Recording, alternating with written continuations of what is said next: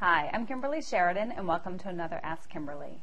Today's letter is from a professional organizer who is really well known in her local market, but she wants to create info products and training programs so that she can expand nationally and internationally and create multiple streams of income.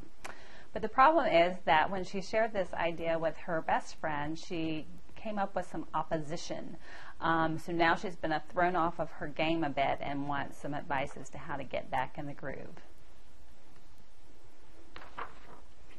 Dear Kimberly, I'm a professional organizer and I'm doing pretty well in my business locally and a bit regionally, but recently I wanted to take it bigger and create products and training programs that I can sell from my website so I can have multiple streams of income.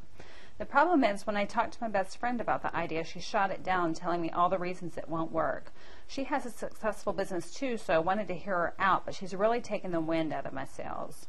Since then, I've just kept this idea to myself, researching it so I'll have a more solid argument when I start to talk about it with others. But I feel really stifled and uncomfortable handling it this way, like I can't really be real with my friends. Is there another way to look at this that I'm missing? Sarah Beth.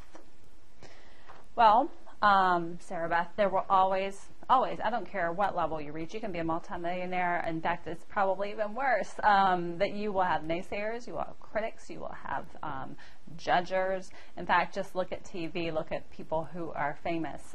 They are surrounded by people who want to tear them down and tell them why what they're doing is ridiculous and not going to work.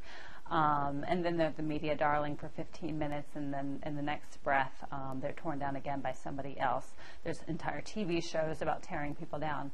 So for some reason, when we start going for something bigger than we've been going for in the past, the people around us sort of start to clinch up.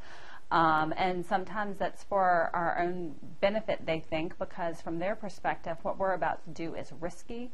And it would scare them, and so they're actually trying to protect us, so it's coming from a good place. Other times, they're actually threatened by what we're going to do. We're going for something bigger, and what that's going to make them do is actually have to look at themselves and say, hey, you know, I'm sort of settling in my life, and I'm not going for that bigger thing that's been my dream, my secret thought in my head. So that's making me feel bad, and I want to keep this person down. They're not really thinking it in a bad way, but they're thinking it in a, this feels threatening to me. You know, so how can I sort of keep things the status quo? Let's put it that way. You know, so what you have to do is decide that, you know, you can't make decisions based on naysayers, even if they're your best friend or in some people's case, their spouse. You can't make your life decisions based on the naysayers or the judgers out there or the critics. You have to decide what is right for Sarah Beth. The Spirit didn't put this idea in them, it put it in you. And so you need to decide that you are willing to follow the guidance that you've been given or the ideas that you've been given or intuition you have. You're willing to follow that as an act of faith because it came to you as an idea. It's something that you want to create. The benefits it will create are something that's good for your life and that you'd feel good about.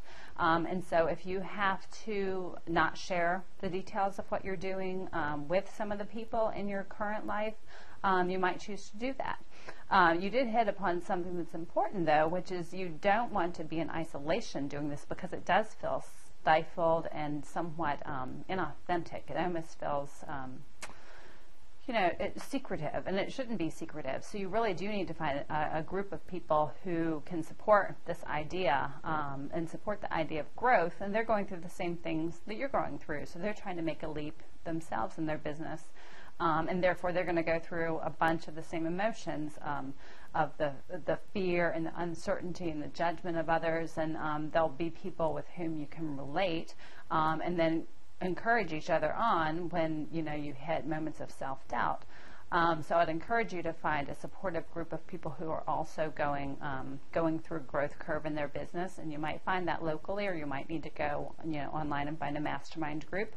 Or you might end up hiring a coach to do that. But in any case, if you believe that this is what you want for your business and it's going to make a meaningful difference in your life, you know that the naysayers are never going to go away, that they might be the closest people to you, and that you just need to decide to put what you want ahead of what others may want for you. Right? It's just a decision that you need to make.